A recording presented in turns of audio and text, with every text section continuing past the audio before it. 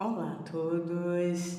Nesse vídeo, mais uma vez eu quero estar falando da série A Igreja e a Política, do entrelaçamento dos dois, mas nesses dias eu estou falando sobre o mundo político de Deus em Israel, entendendo como se dava o mundo político dentro da Bíblia, dentro da ordenança de Israel. Isso quando esse estado pertenceu aos descendentes de Abraão, que Deus o deu a esses descendentes por herança.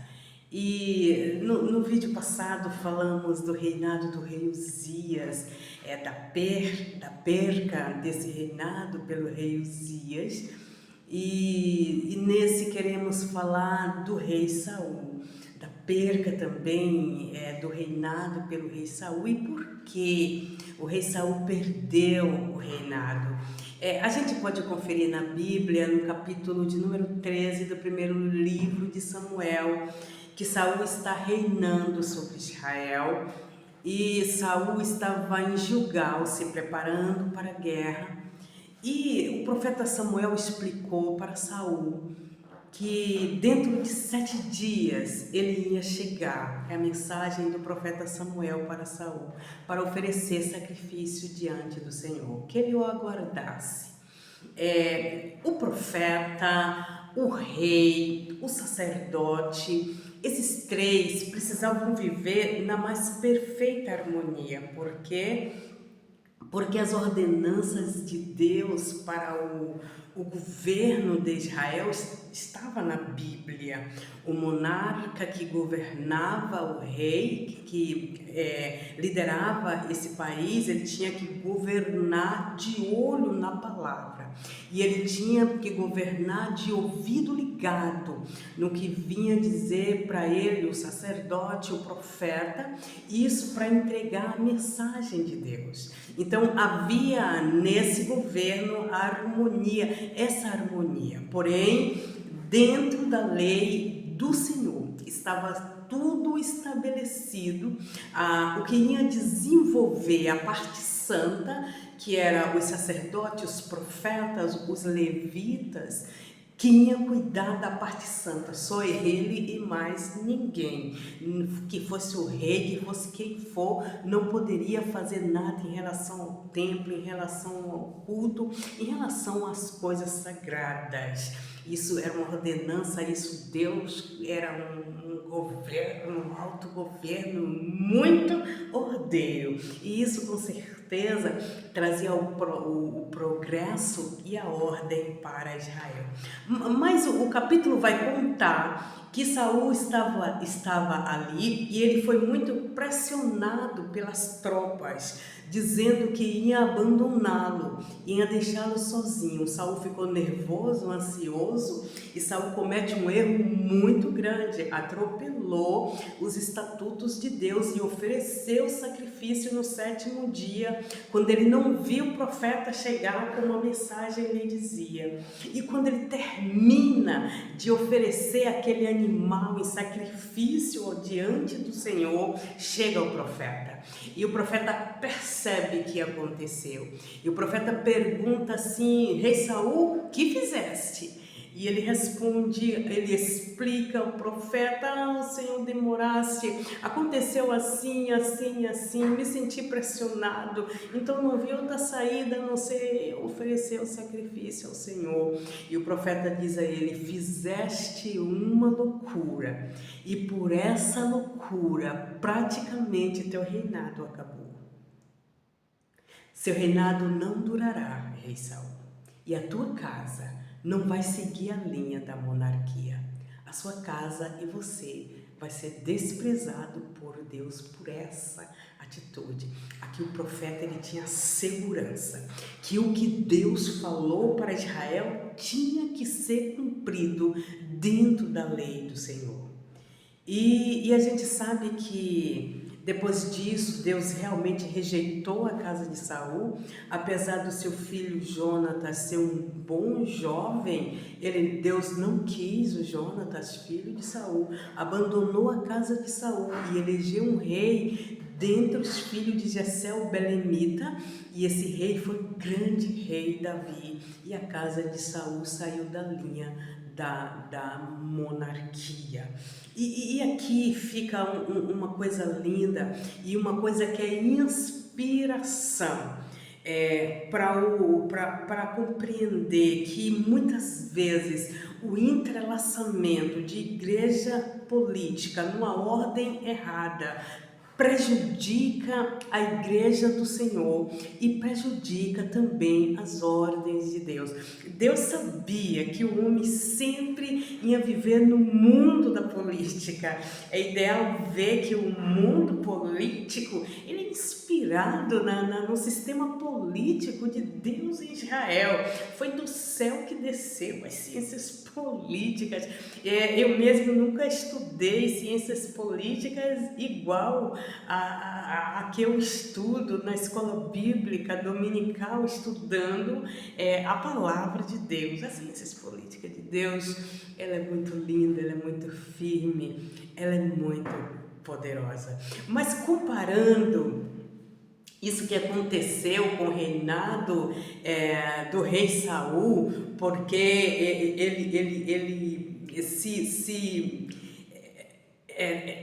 ele se pôs numa situação sagrada que ele não poderia ter entrado.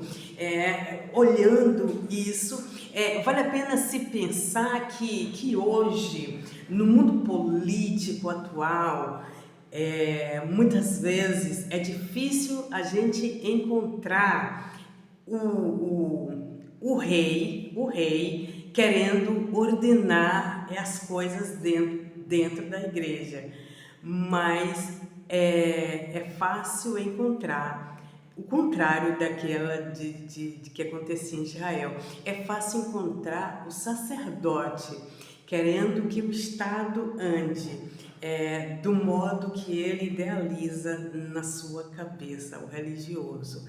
E vale a pena lembrarmos que esse governo de Deus em Israel, dentro da Torá, dentro da Bíblia, hoje já não existe em nação nenhuma, nem no próprio Israel, que a gente sabe que lá tem sua Constituição, suas leis, que seguem hoje, que não tem nada a ver com o governo que aconteceu lá na época dos filhos de Abraão, porque Deus é um Deus ordeiro, foi ele que deixou o homem o poder de governar, o poder de ordenar as coisas na terra.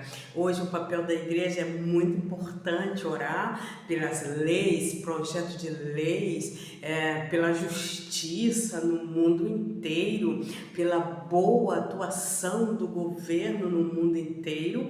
É um papel muito importante da igreja, mas a igreja ela não vai conseguir governar junto com o rei, e ela nem deve.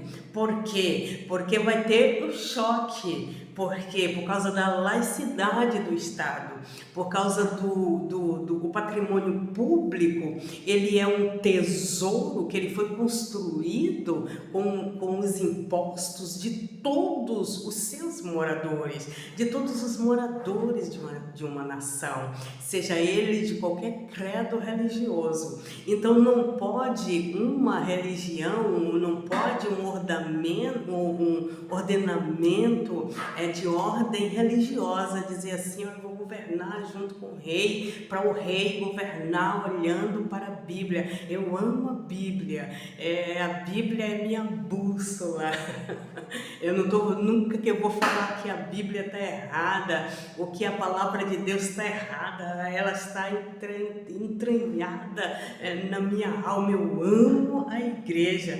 Deus me livre de falar falar mal da igreja, mas nessa série eu quero estar falando assim livremente do entrelaçamento da igreja e a política no mundo de Israel e hoje, e falando e abordando que a igreja precisa se inspirar no mundo político de Deus em Israel, que cada departamento cuidava de uma coisa, a política administrativa, governamental, a judiciária repousava sobre o rei, era o rei que fazia tudo isso, e as coisas santas repousavam sobre a tribo de Arão, a tribo de Levi, os reis, os profetas e os levitas, e assim Deus não admitia que fosse o contrário. Mas hoje, quando alguém diz assim, eu vou levar a Bíblia para o governo, para ordenar que o rei governe, como está escrito na Bíblia Sagrada, certamente essa pessoa está atropelando as leis, porque todas as nações têm leis que elas devem ser governadas, que elas devem serem observadas. E a Bíblia vai estar em todo lugar? Sim. Deus vai estar em todo lugar? Sim. Ele vai ser sempre o Rei dos Reis, Senhor dos Senhores, assim crê todos os cristãos. Eu também creio assim, mas eu tenho que ter a consciência, e você tem que ter também a consciência de não escandalizar o nome de Deus, porque onde eu digo que vai prevalecer o que a Bíblia diz, eu consciente de que não vai prevalecer a lei ali que está escrito na Constituição daquele país, eu estou escandalizando o nome de Deus. E Deus não manda em momento nenhum ninguém fazer isso. Na Bíblia a gente vai encontrar recomendação para orar pelos que estão em eminência, para que na terra tenha paz. Paulo fala isso lá no livro de Romanos. E quando Paulo fala dessa paz, Paulo está falando de coisas que só o governo, os magistrados, como ele fala lá, os magistrados podem fazerem. Ninguém pode fazer além deles. Então, sem o governo fazer, certamente a nação vai enfrentar falta de paz em termos terrenos. Amém? Entendido nesse vídeo o entrelaçamento das coisas santas com as coisas governamentais, o mau entrelaçamento certamente dá errado. E eu tenho certeza que o Todo-Poderoso Deus do céu, Ele não quer o nome, nem a palavra dEle em algum lugar dando errado. E todo mundo dando risada. Ai, não deu certo como a Bíblia diz. Ai, Deus disse assim, aconteceu assim. Deus não mandou ninguém fazer isso. Deus mandou a igreja certamente orar e abençoar o governo. No próximo vídeo eu quero estar falando mais abertamente da política, a igreja. Eu quero estar falando dos prejuízos hoje dentro da igreja pelo má entrelaçamento com a política. Eu sou formada em ciências políticas e eu amo-as. Cursei dentro da minha área, eu sou assistente social.